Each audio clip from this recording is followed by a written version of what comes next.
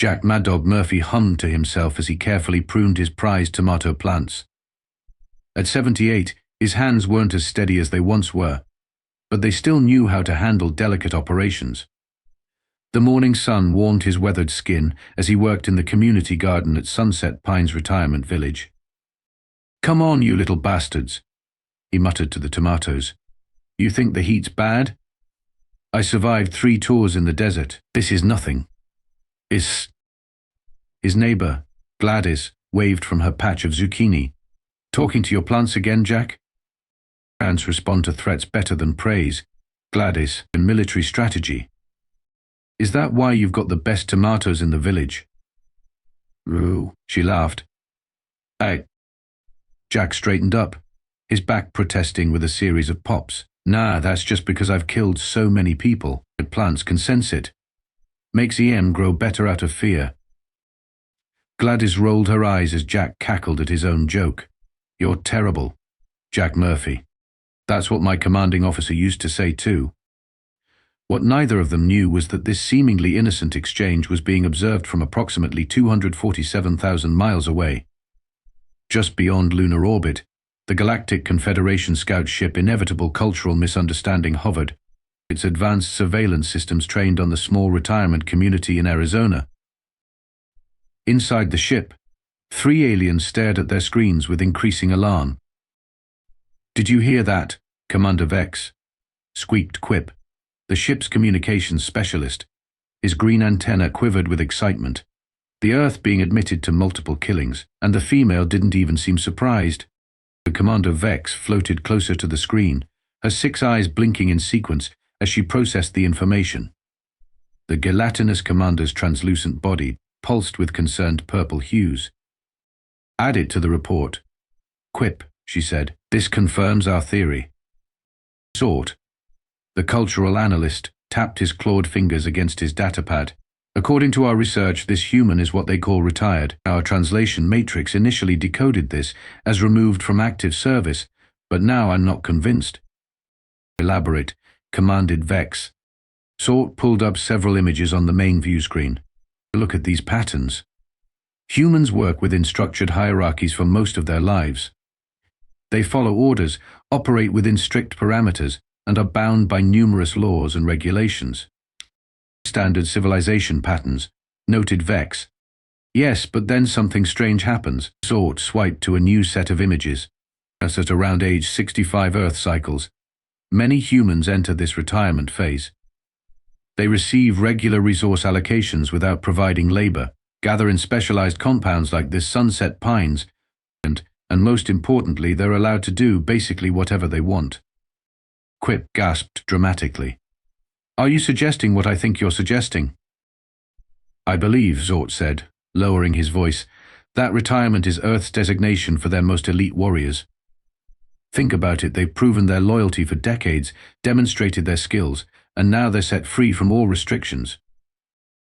"The perfect assassins," whispered Vex, her body turning a contemplative shade of blue. "No need for official orders. No accountability, just experienced killers with complete autonomy." "Exactly. This Jack Murphy even has a battle designation, Maddog, and did you notice how casually he referenced killing? He wasn't even trying to hide it." The 3 aliens watched as Jack picked up his gardening shears and efficiently snipped off dead leaves. "Look at that precision," said Quip. "Those could easily be someone's arteries he's cutting. And the way the other humans treat him with deference and caution. They laugh nervously at his jokes about killing," added Zort. The Commander Vex's body rippled with decision. "This changes our first contact protocols significantly. We've been focusing our attention on their governmental and military establishments, but these retirement communities may be their true power centers." "Should we abort the mission?"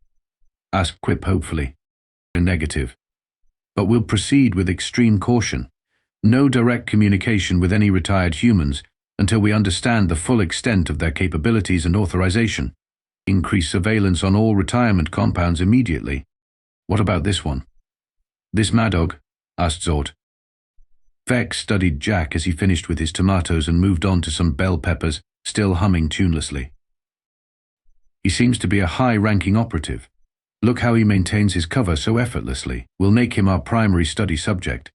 I want to know everything about this human, his routines, his contacts, his combat capabilities.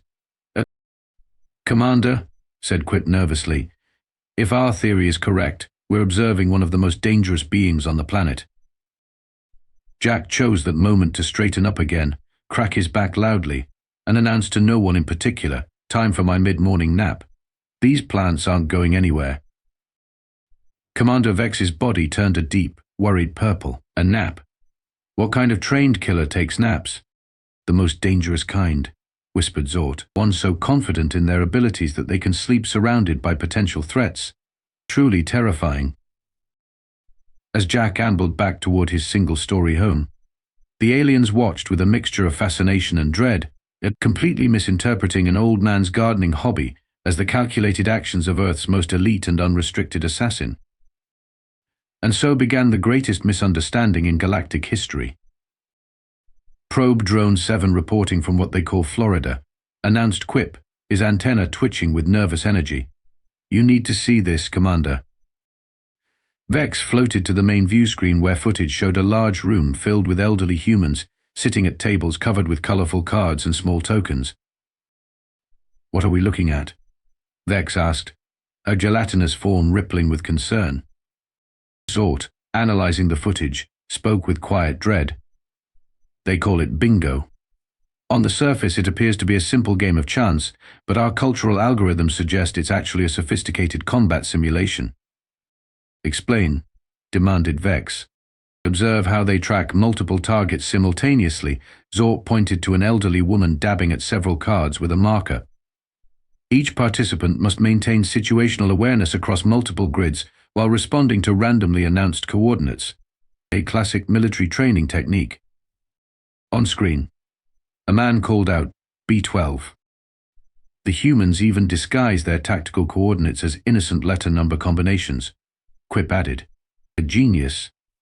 The footage shifted to an outdoor scene where several seniors pushed discs across a long court with stick-like implements. And this ritual? Asked Vex. Shuffleboard, Zort replied gravely. A precision targeting practice.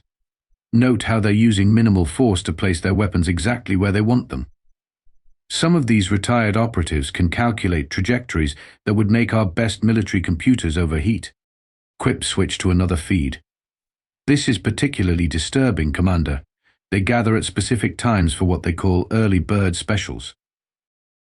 The screen showed a restaurant filled with retirees eating dinner at 4:30 p.m. Synchronized metabolic conditioning, Zort concluded. They're training their bodies to function optimally at odd hours. A perfect tactic for surprise operations. The Commander Vex's body darkened to a troubled indigo. What have you learned about our primary subject?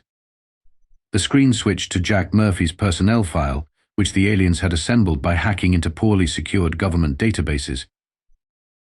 Jack Maddog Murphy, Zort read. Former Marine Corps, Special Operations, Combat Tours. Awarded multiple decorations for Zort's voice dropped to a horrified whisper, valor above and beyond the call of duty. What does that mean? Asked Quip. It means, explained Zort, that he exceeded his authorization to eliminate threats, and they gave him medals for it. So they actively reward those who take unauthorized lethal action. Vex mused. Then they retire them, removing all restrictions entirely. Exactly, Zort confirmed. And look at his post-retirement activities, weekly meetings with other veterans, regular target practice at something called a shooting range, and he maintains a collection of memorabilia from his service years. Trophies, whispered Quip in horror. He keeps trophies. Back on Earth, Jack was enjoying his weekly poker game with fellow veterans Rosie, Hank, and Willis. Unaware of the alien surveillance, he slammed his cards down triumphantly. Red M and Weep, boys and girls. Full house. Rosie, a former Air Force pilot, groaned. Damn it, Jack. That's the third hand in a row. Still got the poker face that saved my ass in Saigon, Jack chuckled, raking in the pile of quarters. Hank, who'd served as a Navy corpsman, shook his head. You know, in some states they'd call this elder abuse.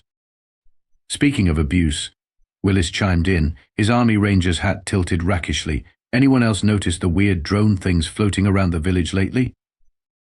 Probably the government, Jack shrugged, always watching us dangerous old folks. Afraid we'll overthrow them with our walkers and reading glasses. They all laughed, oblivious to the fact that an actual surveillance drone was hovering just outside the window, recording everything. On the ship, the aliens watched this exchange with growing alarm. They're openly discussing surveillance countermeasures, Vex noted, and planning insurrection. Even more concerning, added Zort, they're practicing strategy games that require deception and psychological warfare. This poker trains them to hide their true intentions while extracting resources from their opponents. Quip's antenna drooped in fear. Commander, based on our findings, I believe we should classify all Earth retirement communities as military installations of the highest threat level. Vex pulsed in agreement. Approved. Begin preparations for cautious diplomatic contact, but under no circumstances are we to engage directly with any retired humans, and their unpredictability makes them too dangerous. Little did they know that their careful investigation was only reinforcing their colossal misunderstanding, or that their presence had already been noticed by the very people they feared most. The Galactic Confederation had protocols for everything. First Contact Protocol 7B specifically detailed the procedure for initiating diplomatic relations with potentially hostile civilizations, but approach government officials of moderate rank important enough to have authority, but not so important that their loss would trigger planetary retaliation. After careful research, the aliens selected Linda Chen, Deputy Assistant to the Regional Coordinator for the Department of Transportation. She had just enough clearance to arrange a small, private meeting room at a government facility, but not enough importance to warrant heavy security. The meeting was scheduled for 2 p.m. in a nondescript government building in Phoenix. Commander Vex had chosen to send Zort as the diplomatic representative, his humanoid form being the least likely to cause immediate panic. Remember, Vex instructed as Zort prepared to teleport down, under no circumstances engage with any retired humans. If you detect one, abort immediately. Understood, Commander. I've studied their language patterns extensively to avoid suspicion. Zort materialized in the small conference room 10 minutes early. He adjusted his human disguise, a holographic projection that made him appear as a tall man in a dark suit, and waited nervously. At precisely 2 p.m., Linda Chen entered, carrying a stack of folders. "Mr. Smith, I presume?" she said, extending her hand. Zort had practiced the handshake ritual extensively and executed it with only minimal awkwardness. "Yes, thank you for meeting with me on such short notice. Your email was intriguing," Linda said, sitting down. "You mentioned an international transportation initiative." "Yes," Zort replied, following his cover story. "My organization is interested in exploring new partnerships with your government." Linda nodded professionally. "Well, I've brought some materials about our current infrastructure projects, though I should mention I don't have authority to approve anything. I'm mostly here to collect information for my supervisor." "That is acceptable," Zort said. "We prefer to begin discussions at the appropriate bureaucratic level." Their conversation continued uneventfully for several minutes. Zort was just about to transition to the real purpose of his visit when the door swung open. "Hey, Pumpkin." "Surprise," announced Jack Murphy, carrying a paper bag. "Thought I'd bring you lunch since I was downtown for my VA appointment." Linda's face lit up. "Grandpa Jack, I didn't expect to see you today." Zort froze in terror. The monitoring device concealed in his suit instantly identified Jack Murphy, their primary study subject, the most dangerous retired operative they had been observing. In his earpiece, Quip's voice screamed, "Abort, abort." "It's Maddog, Murphy." Jack set the bag on the table. "Hope I'm not interrupting anything important. Just brought you that sandwich from the deli you like." Linda smiled. "That's so sweet. Grandpa, this is Mr. Smith. We were just having a meeting about transportation infrastructure." Jack extended his hand toward Zort. "Jack Murphy. Nice to meet you." Zort stared at the outstretched hand, as if it were holding a plasma grenade. In his ear, Commander Vex was shouting, "Do not engage with the retired human. Retreat immediately." "Is your friend okay?" Jack asked Linda, noticing Zort's distress. Zort suddenly stood up, his holographic disguise flickering slightly. "Threat level Omega. Requesting emergency extraction," he shouted, forgetting to use his indoor voice. Jack raised an eyebrow. What the hell kind of transportation meeting is this? In his panic, Zort backed against the wall, pointing a trembling finger at Jack. "Stay back. I recognize your designation, Maddog." Jack's expression changed instantly. "How do you know that name?" "That was classified information." His voice had dropped an octave, and decades of military training kicked in as he assessed the strange man. Linda looked between them, confused. "Grandpa, what's going on?" "I don't know," Jack said slowly, "but this isn't a transportation official." Zort's disguise malfunctioned further, revealing glimpses of his true form, a 7-foot insectoid with multiple limbs. "Holy shit!" Linda gasped, jumping back. Jack, remarkably, didn't flinch. Instead, he stepped protectively in front of his granddaughter. "Who and what are you?" he demanded. "Emergency extraction now." Zort screamed into his communicator.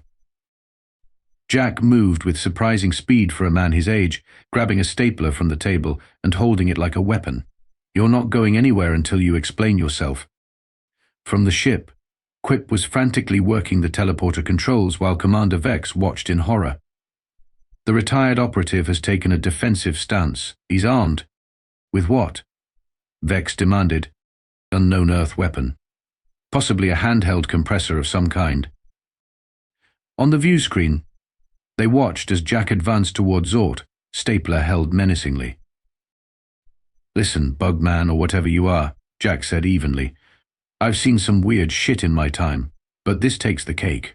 Start talking." Zort's translator rendered Jack's idiom literally, causing further confusion. "He's threatening to take baked goods, some kind of ritual challenge." Commander Vex made a split-second decision: teleport them both. "We need to contain this situation."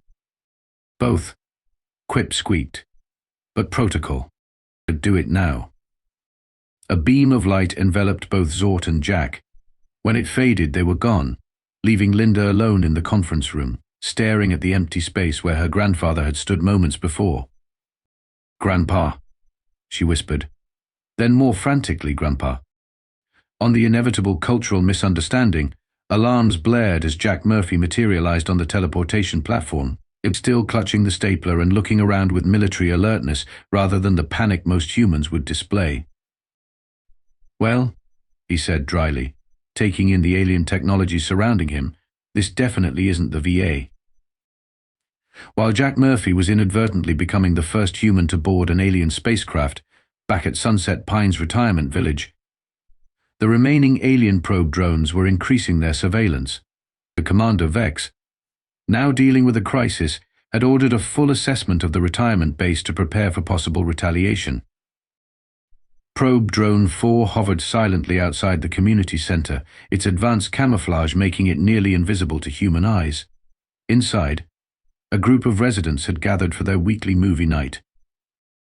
"Tonight's selection is The Expendables," announced Gladys, who ran the movie club. Jack recommended it before he left for his granddaughters, said it's about a bunch of old-timers who could still kick ass. A chorus of approval rose from the audience, mostly veterans who appreciated action films that featured older protagonists. On the ship, Quip monitored the feed with increasing horror. "The Commander, they're conducting a tactical briefing, studying combat footage labeled The Expendables." X, still dealing with the Jack Murphy situation in the ship's holding area, groaned. "Record everything. What other activities are occurring in the base?"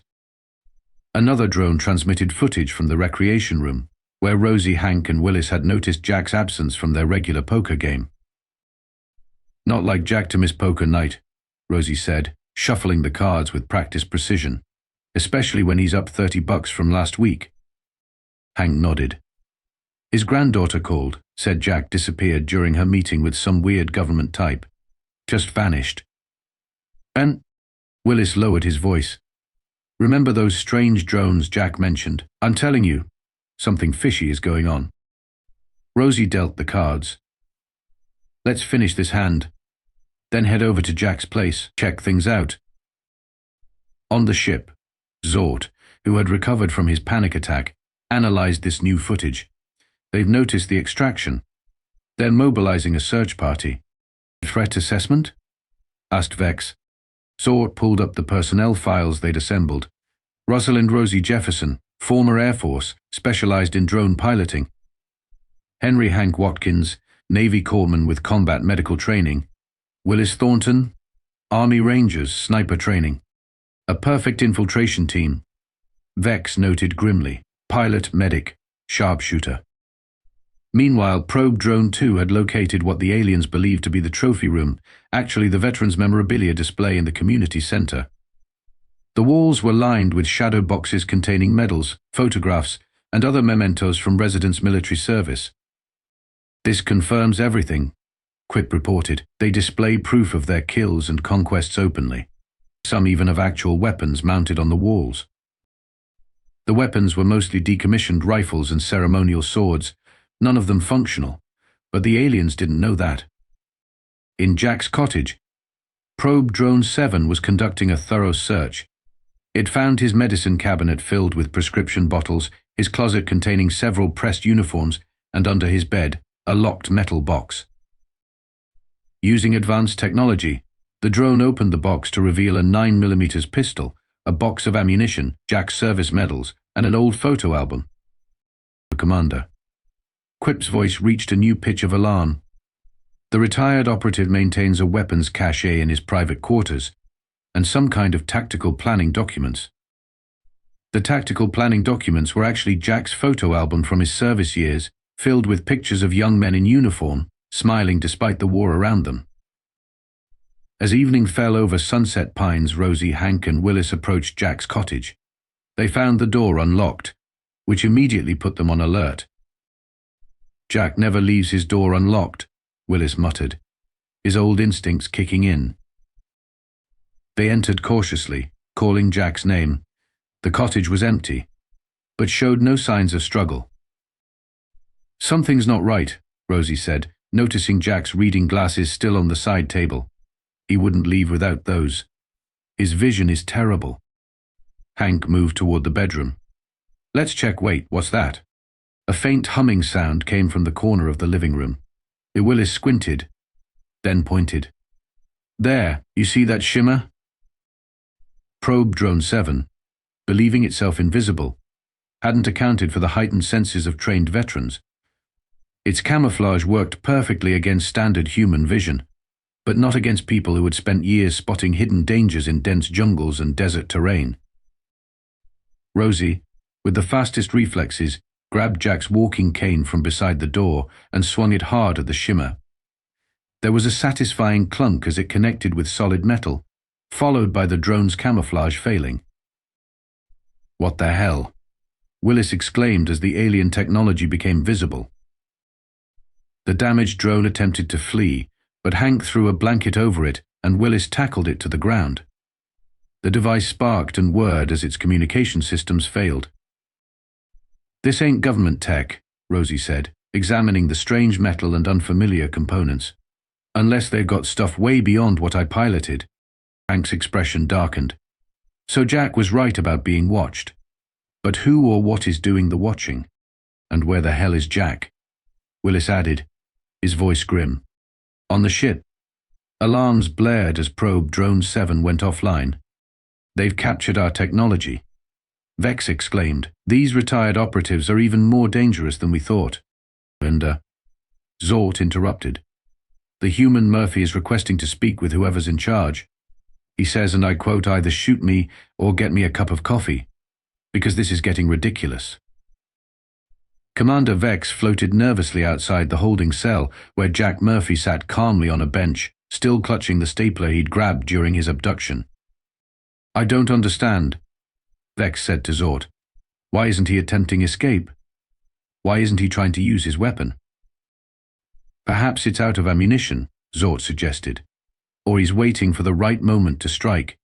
Jack called out. I can hear you, you know. Your translator thing is working both ways. The aliens froze. Look, Jack continued. I've been sitting here for an hour. Either you're the most inefficient kidnappers in the galaxy, or you've made some kind of mistake. Which is it? The Commander Vex gathered her courage and approached the energy barrier separating them. Her gelatinous form pulsed with cautious blue light. Jack Maddog Murphy, she said formally, we have extracted you for security purposes. Jack raised an eyebrow. Extracted? Is that what the kids call abduction these days? We understand your designation. Vex continued. We know you are retired. She said the word like it was the most terrifying status in the universe. Jack blinked, then burst out laughing. It was not the reaction the aliens expected. Oh boy, he wheezed, wiping tears from his eyes. You guys think retired means something special, don't you? Before Vex could respond, alarms blared throughout the ship. Quip's voice came over the intercom, Commander. The retirement base is mobilizing. They've repurposed our drone technology and are accessing our systems. Back at Sunset Pines, something remarkable was happening. Rosie had taken the captured drone to her cottage, where she'd connected it to her computer. 30 years flying experimental aircraft, she muttered, fingers flying over her keyboard, and they think I can't figure out alien tech. Beside her, Hank and Willis watched in amazement. Are you actually hacking an alien spacecraft? Willis asked incredulously. Not hacking, Rosie corrected. Just following the connection back to its source. Whoever built this thing didn't expect it to be captured. There's barely any security. On her screen, strange symbols flashed as she bypassed the drone's damaged systems and accessed the ship's lower-tier functions. Gotcha, she grinned. I've found their ship, and according to this, Jack's on it. Meanwhile, other Sunset Pines residents had noticed the commotion. Word spread quickly that Jack had been abducted by someone or something, and that strange devices had been spying on them. Rather than panicking, the retirement community mobilized with surprising efficiency. Dad has organized a communication center in the community room. Former intelligence officer Ted Martinez began coordinating search patterns around the property for more drones. 2 retired engineers started examining the captured drone's propulsion system. On the ship, Quip was panicking. How are they doing this? They've penetrated our basic systems. They're tracking our location. Vex turned back to Jack, who was watching the proceedings with obvious amusement. Your retirement operatives have captured one of our drones, she accused. They're using it to infiltrate our systems. Jack shrugged. Well, what did you expect? You can't spy on a bunch of bored veterans without someone noticing eventually. We're old, not blind. Veterans? Zort asked. Yeah, former military. Like me, Rosie, Hank, Willis, most of the folks at Sunset Pines served at some point. That's why we stick together. The aliens exchanged horrified glances. Your entire retirement base is composed of military operatives. Vex gasped. It's not a base. It's a retirement community, Jack corrected. And yeah, lots of veterans choose to live there. Good community, decent prices, people who understand what we've been through. Another alarm sounded. Quip's voice was now frantic. Commander, they've accessed our teleportation systems. Multiple human life signs detected in teleportation bay 2. Jack grinned. That'll be Rosie. She was always the best with tech. Flew the first combat drones the Air Force ever deployed. In teleportation bay 2, a shimmering light coalesced into 3 figures, Rosie, Hank, and Willis. Each held improvised weapons, Rosie with a golf club, Hank with a heavy flashlight, and Willis with a garden trowel. Told you it would work, Rosie said smugly. I never doubted you, Hank replied, looking around at the alien technology. Where do you think they're keeping Jack? Willis pointed to a display that looked suspiciously like a ship schematic. A detention level. Probably. That's where I'd keep a prisoner. We're not here to fight, Rosie reminded them. Just get Jack and get out. Unless they resist, Willis added, testing the edge of his trowel with his thumb. Well, obviously, Rosie agreed. On the bridge, chaos reigned as Quip reported. The intruders are moving through Deck 7. They're heading toward the detention area. Vex turned to Jack. Call them off. Tell your squad to stand down. Squad? Jack chuckled. They're not my squad. They're my friends. And they're probably here to make sure I didn't forget my medication. I'm supposed to take my blood pressure pills with dinner. You expect us to believe that armed infiltrators are concerned about your medication? Zort asked incredulously. Jack shrugged again. Believe what you want, but here's a free tip if you let me talk to them. I might be able to prevent any unnecessary unpleasantness. Vex considered her options. The ship was in disarray, their systems compromised, and now they had 3 more retired humans on board. The situation was spiraling out of control. Fine, she decided. You may communicate with your friends, but no tricks. Jack smiled innocently. Wouldn't dream of it. Using the ship's communication system, Jack contacted his friends. Rosie, Willis, Hank, you guys can stand down. No need for the cavalry charge. Jack. Rosie's voice came through clearly. You okay? I'm fine. Just having a cultural exchange with our new extraterrestrial friends. They've got some misconceptions about retirement. Commander Vex floated nervously as Jack negotiated. Within minutes, the 3 rescuers had been escorted to the detention area, still clutching their improvised weapons. Nice ship, Rosie commented, looking around appreciatively. Reminds me of the experimental craft we were developing before I retired. Before you what? Quip squeaked, antenna twitching anxiously. Retired, she repeated. Left the service, started collecting my pension. The aliens exchanged confused glances. Jack, Willis said, eyeing the gelatinous form of Commander Vex, want to explain why you've been abducted by jello monsters.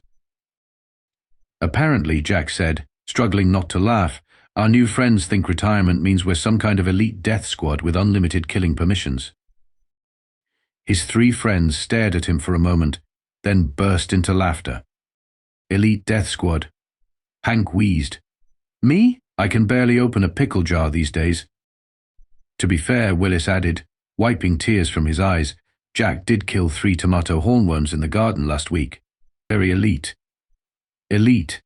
The Commander Vex pulsed with confusion. You mean retirement is not a military designation granting unrestricted authorization to eliminate threats? No, Jack explained, finally setting down his stapler. Retirement means we're done working. We finished our careers. Now we just putter around, play cards, complain about our ailments, and occasionally terrify aliens, apparently. Zort's analytical mind was racing. But your military backgrounds, your combat training, your weekly meetings.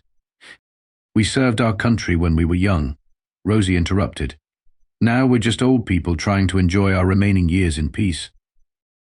The weekly meetings are poker games, Hank explained, though Jack cheats.